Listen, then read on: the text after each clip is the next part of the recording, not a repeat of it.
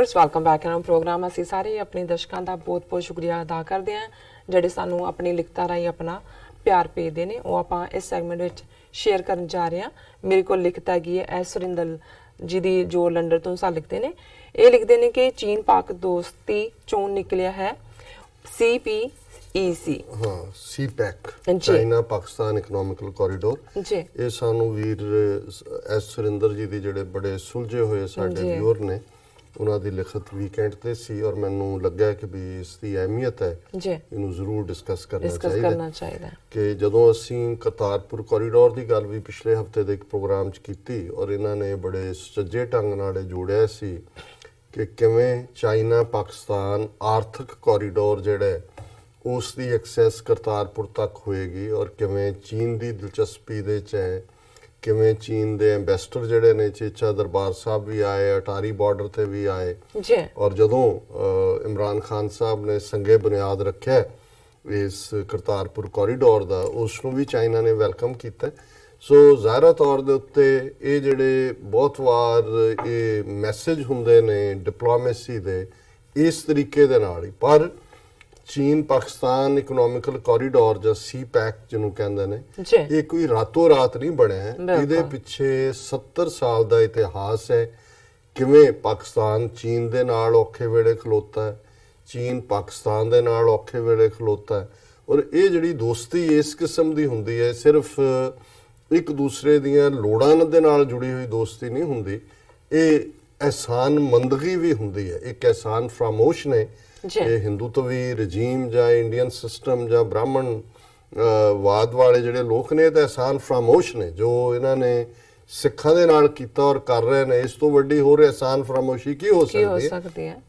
पर चीन घट्टो घट्ट उन्हां दा 7-8 हज़ार साल का जिहड़े जे सिविलाइजेशनल या तहजीबी इतिहास देखिए, अपने नेबरस दे नाल उन्हां दा देखिए, वो अपना ठीक है फीयर्सली इंडिपेंडेंट ने, वो अपनी तहजीब नूं उच्चा समझते हैं, हमेशा ही उन्होंने फखर हुंदा है, वो मिडल किंगडम कहते हैं अपने आप नूं, पर वो कदे भी जिहड़ा किसी नाल धक्का करन यकीन नहीं रखते, अपने हक दे लई वो खलोंदे ने और उन्हां दा एक अपना प्राइड है।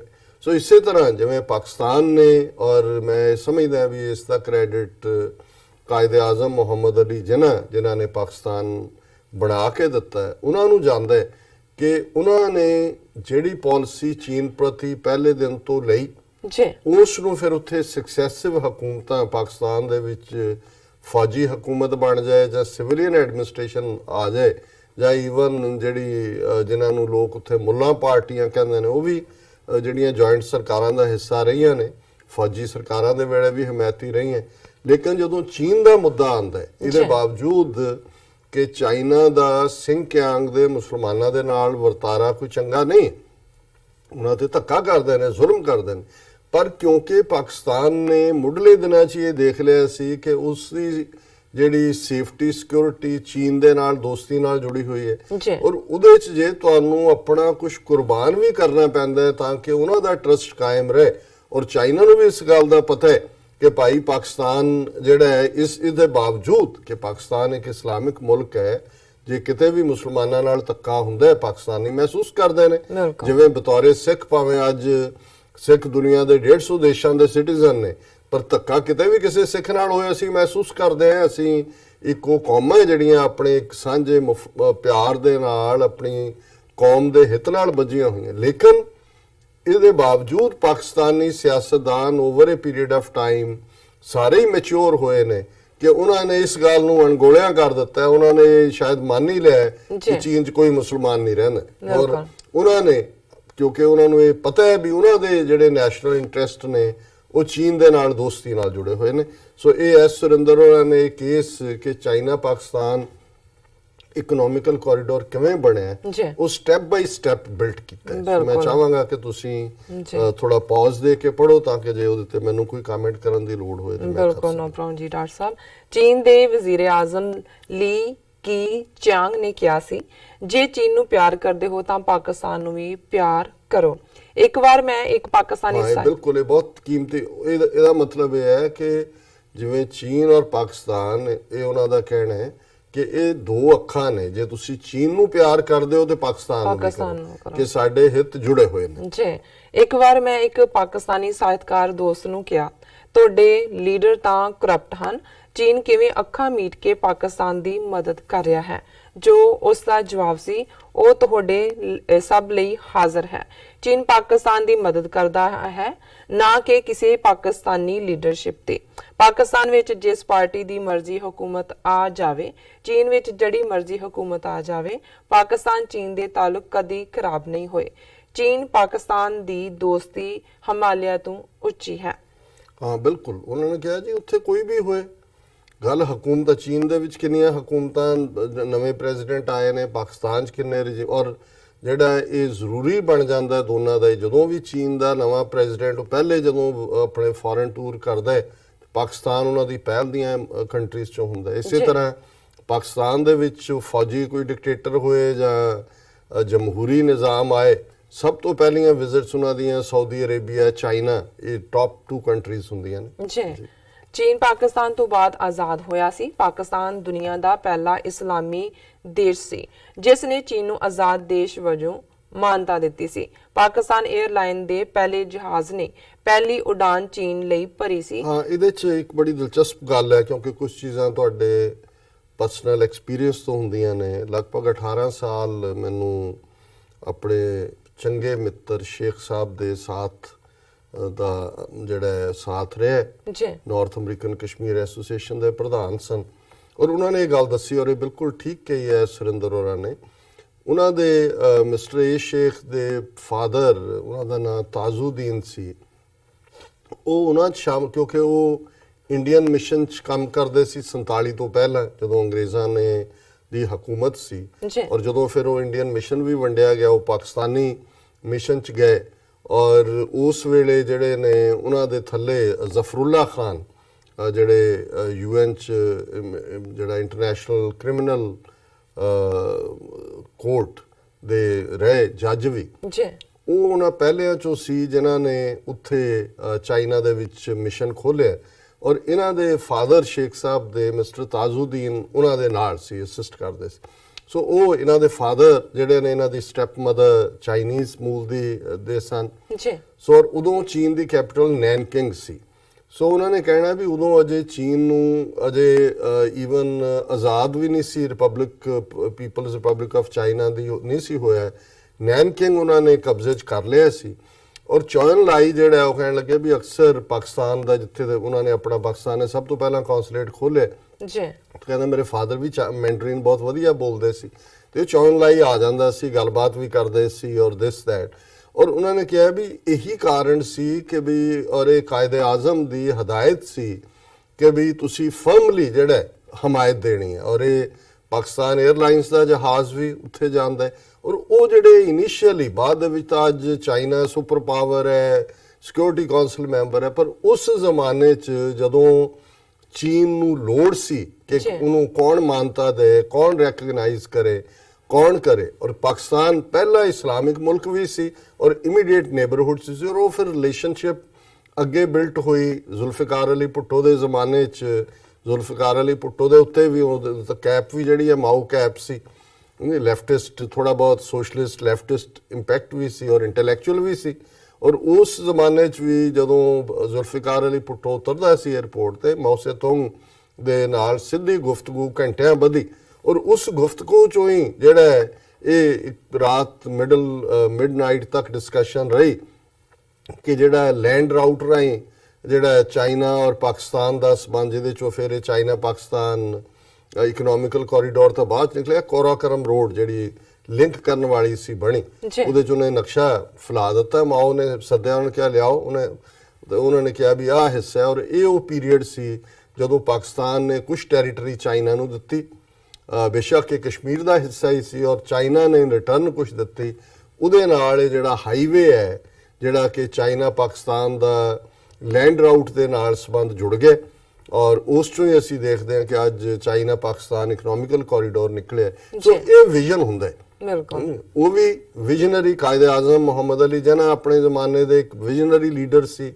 ਔਰ ਇਧਰ ਜਦੋਂ ਕਿ ਤਬਦੀਲੀ ਹੋਈ ਭੁੱਟੋ ਬਾਰੇ, ਬੇਸ਼ੱਕ ਹੋਰ ਖਾਮੀਆਂ ਹੋਣਗੀਆਂ ਉਹਨਾਂ ਦੀ ਸੁਸਾਇਟੀ ਜਾਂ ਉਹਨਾਂ ਦੇ ਲੋਕ ਜਾਂ ਪਾਰਟੀਆਂ ਆਪਣੇ ਤੌਰ ਤੇ ਜਾਣਦੇ ਨੇ ਜਾਂ ਡਿਸਕਸ ਕਰਦੇ ਨੇ, ਅਸੀਂ ਉਹਨਾਂ 'ਚ ਨਹੀਂ ਜਾਣਾ ਚਾਹੁੰਦੇ। ਪਰ ਇਹਦੇ 'ਚ ਕੋਈ ਸ਼ੱਕ ਨਹੀਂ ਹੈ ਕਿ ਚਾਈਨਾ ਪਾਕਿਸਤਾਨ ਦੀ ਇਹ ਜਿਹੜੀ ਸਾਂਝ ਬਣੀ ਹੈ, ਇਹਦੇ 'ਚ ਭੁੱਟੋ ਦੀ ਵੀ ਉਹ ਵਿਜ਼ਨਰੀ ਪਾਰਟ ਸੀ ਜਿਹੜਾ ਕਿ ਲੈਂਡ ਐਕਸਚੇਂਜ ਸੀ। ਫਿਰ ਥਰਡ ਮੈਂ ਸਮਝਦਾ ਜਿਹਦੇ ਲਈ ਅਮਰੀਕਨ ਜਿਹੜੇ ਨੇ ਨਾਸ਼ੁਕਰੇ ਸਾਬਤ ਹੋਏ ਨੇ ਕਿ ਜਦੋਂ ਚਾਈਨਾ ਸੱਚਮੁੱਚ ਪਾਵਰ ਬਣ ਗਿਆ, ਅਮਰੀਕਾ ਦਾ ਕੋਈ ਦਰਵਾਜ਼ਾ ਨਹੀਂ ਸੀ ਕਿ ਕਿਹਦੇ ਰਾਹੀਂ ਚੀਨ ਨਾਲ ਸੰਬੰਧ ਜੋੜਨ। ਉਦੋਂ ਵੀ Henry Kissinger secretary of state ਸੀ ਨਿਕਸਨ ਦੇ ਜ਼ਮਾਨੇ 'ਚ, ਐਂਡ ਜ਼ੁਲਫਿਕਾਰ ਅਲੀ ਭੁੱਟੋ ਰਾਹੀਂ ਫਿਰ ਜਿਹੜਾ ਉਹ ਬੈਕਡੋਰ ਡਿਪਲੋਮੇਸੀ ਇਸਲਾਮਾਬਾਦ ਤੋਂ ਜਿਹੜਾ ਉਹ ਬੀਜਿੰਗ ਤੱਕ, ਔਰ ਇਹ ਜਿਹੜਾ ਅਮਰੀਕਾ ਦਾ ਦਰਵਾਜ਼ਾ ਖੁੱਲ੍ਹਿਆ, ਔਰ ਇਸ ਤਰ੍ਹਾਂ ਚਾਈਨਾ ਵੀ ਮੇਨ ਸਟ੍ਰੀਮ ਦੇ ਵਿੱਚ ਆਇਆ। ਚਾਈਨੀਜ਼ ਵੀ ਇਸ ਲਈ ਸ਼ੁਕਰਗੁਜ਼ਾਰ ਨੇ ਕਿ ਵੀ ਬੇਸ਼ੱਕ ਉਹ ਆਪਣੇ ਆਪ 'ਚ ਇੱਕ ਤਾਕਤ ਬਣ ਚੁੱਕੇ ਸੀ, ਪਰ ਅਮਰੀਕਾ ਵੀ ਚਾਹੁੰਦਾ ਸੀ ਕਿ ਹੁਣ ਕੋਈ ਕੱਟੇ ਦੀ ਪੂੰਛ ਫੜ ਕੇ ਘਰ ਨੂੰ ਮੁੜੀਏ। ਸੋ ਕੱਟੇ ਦੀ ਪੂੰਛ ਪਾਕਿਸਤਾਨ ਨੇ ਅਮਰੀਕਾ ਨੂੰ ਫੜਾ ਦਿੱਤੀ। ਸੋ ਉਹ ਵੀ ਉੱਥੇ ਪਹੁੰਚ ਗਏ। ਅੱਜ ਭਾਵੇਂ ਉਹਨਾਂ ਨੂੰ ਲੱਗਦਾ ਜੀ ਪਾਕਿਸਤਾਨ ਕੀ ਹੈ ਕੀ ਨਹੀਂ ਹੈ। ਸੋ ਪਾਕਿਸਤਾਨ ਨੇ ਆਪਣੇ ਲਿਮਿਟਿਡ ਰਿਸੋਰਸਿਸ ਦੇ ਬਾਵਜੂਦ ਔਰ ਆਪਣਾ ਲਿਮਿਟਿਡ ਕੱਦ ਦੇ ਬਾਵਜੂਦ ਵੀ ਕਈ ਵਾਰ ਉਹਨਾਂ ਨੇ ਵੱਡੇ ਕੱਦ ਵਾਲਾ ਰੋਲ ਅਦਾ ਕੀਤਾ ਹੋਇਆ ਹੈ। ਔਰ ਇਹੀ ਨੁਕਤਾ ਜਿਹੜਾ ਹੈ ਇਹ ਵੀਰ ਐਸ ਸੁਰਿੰਦਰ ਜਿਹੜੇ ਨੇ ਪੁਆਇੰਟ ਆਊਟ ਕਰ ਰਹੇ ਜੀ। ਅੱਗੇ ਲਿਖਦੇ ਨੇ ਕਿ ਬੈਂਕਿੰਗ ਸਿਸਟਮ ਪਾਕਿਸਤਾਨ ਨੇ ਚੀਨ ਨੂੰ ਦਿੱਤਾ ਸੀ। 31 ਮਈ 1950 ਨੂੰ ਚੀਨ ਪਾਕਿਸਤਾਨ ਦੇ ਸਫਾਰਤੀ ਤੁਅੱਲਕ ਬੈਂਕਿੰਗ ਸਿਸਟਮ ਫਿਰ ਪੜਿਓ ਜ਼ਰਾ। ਹਾਂ, ਬਸ ਉਹਨਾਂ ਨੇ ਇੱਕੋ ਲਾਈਨ ਲਿਖੀ, ਬੈਂਕਿੰਗ ਸਿਸਟਮ ਜਿਹੜਾ ਪਾਕਿਸਤਾਨ ਨੇ ਚੀਨ ਨੂੰ ਦਿੱਤਾ ਸੀ। ਬਿਲਕੁਲ। 31 ਮਈ 1950 ਨੂੰ ਚੀਨ ਪਾਕਿਸਤਾਨ ਦੇ ਸਫਾਰਤੀ ਤੁਅੱਲਕ ਕਾਇਮ ਹੋਏ। 1962 ਚੀਨ ਭਾਰਤ ਜੰਗ ਵੇਲੇ ਪਾਕਿਸਤਾਨ ਨੇ ਚੀਨ ਦੀ ਮਦਦ ਕੀਤੀ ਸੀ ਕਿਉਂਕਿ ਉਦੋਂ ਚੀਨ ਕੌਮਾਂਤਰੀ ਭਾਈਚਾਰੇ ਤੋਂ ਅਲੱਗ-ਥਲੱਗ ਸੀ। ਇਸ ਦੇ ਬਦਲੇ 1965-71 ਵਿੱਚ ਚੀਨ ਨੇ ਪਾਕਿਸਤਾਨ ਦੀ ਮਦਦ ਕੀਤੀ। 1966 ਵਿੱਚ ਦੋਵੇਂ ਦੇਸ਼ਾਂ ਦਾ ਫੌਜੀ ਸਮਝੌਤਾ ਹੋ ਗਿਆ। 1972 ਵਿੱਚ ਪਾਕਿਸਤਾਨ ਦੀ ਬਦੌਲਤ ਅਮਰੀਕੀ ਸਦਰ ਨਿਕਸਨ ਚੀਨ ਨੇ ਚੀਨ ਦਾ ਦੌਰਾ ਕੀਤਾ। 1978 ਵਿੱਚ ਚੀਨ ਪਾਕਿਸਤਾਨ ਕੁਰਾਕਰਮ ਸੜਕੀ ਰਸਤੇ ਦੀ ਸ਼ੁਰੂਆਤ ਹੋਈ। ਕੁਰਾਕਰਮ ਹਾਈਵੇ। ਇਹਦੇ ਚ ਇੱਕ ਨੁਕਤਾ ਹੋਰ ਜਿਹੜਾ ਕੁਦਰਤੀ ਮੇਰੇ ਮਨ ਚ ਆਇਆ ਕਿ ਈਵਨ ਬੰਗਲਾਦੇਸ਼ ਨੂੰ ਬੇਸ਼ੱਕ ਭਾਰਤ ਨੇ ਫੌਜ ਭੇਜ ਕੇ ਬਣਾ ਦਿੱਤਾ ਹੈ। ਹੁਣ 90,000 ਦੇ ਕਰੀਬ ਪਾਕਿਸਤਾਨੀ ਫੌਜੀ ਔਰ ਸਿਵਿਲੀਅਨ 70,000 ਫੌਜੀ ਸੀ, ਉਹ ਭਾਰਤੀ ਫੌਜ ਦੀ ਕੈਦ ਸਨ। ਔਰ ਭਾਰਤੀ ਫੌਜ ਜਾਂ ਉਹਨਾਂ ਦੀਆਂ ਏਜੰਸੀਆਂ ਬੰਗਲਾਦੇਸ਼ ਨਾਲ ਮਿਲ ਕੇ ਉਹਨਾਂ ਦੇ ਉੱਤੇ ਜਿਹੜਾ ਹੈ ਉਹ ਵਾਰ ਕ੍ਰਾਈਮਸ ਵਾਂਗ ਟ੍ਰਾਇਲ ਕਰਨਾ ਚਾਹੁੰਦੇ ਸੀ ਕਿ ਬਈ ਇਹਨਾਂ ਨੇ ਵਾਰ ਕ੍ਰਾਈਮਸ ਕੀਤੇ ਨੇ ਔਰ ਦੂਜਾ ਹੋਏ ਜੀ। ਹੁਣ ਚਾਈਨਾ ਉਦੋਂ ਤੱਕ ਸਿਕਿਉਰਿਟੀ ਕਾਉਂਸਲ ਦਾ ਮੈਂਬਰ ਬਣ ਚੁੱਕਾ ਸੀ। ਸੋ ਇਹ ਸ਼ਰਤ ਜਿਹੜੀ ਹੈ ਫਿਰ ਰਖਵਾਈ ਚਾਈਨਾ ਰਾਹੀਂ ਕਿ ਵੀ ਜੇ ਕੋਈ ਇਸ ਕਿਸਮ ਦੇ ਵਾਰ ਕ੍ਰਾਈਮ ਜਾਂ ਦੂਜੀ ਗੱਲ ਹੋਈ ਤੇ ਫਿਰ ਬੰਗਲਾਦੇਸ਼ ਨੂੰ ਐਜ਼ ਏ ਨੇਸ਼ਨ ਮਾਨਤਾ ਨਹੀਂ ਮਿਲੇਗੀ, ਚਾਈਨਾ ਉਹਨੂੰ ਵੀਟੋ ਕਰੇਗਾ ਯੂਐਨ ਦੇ ਵਿੱਚ।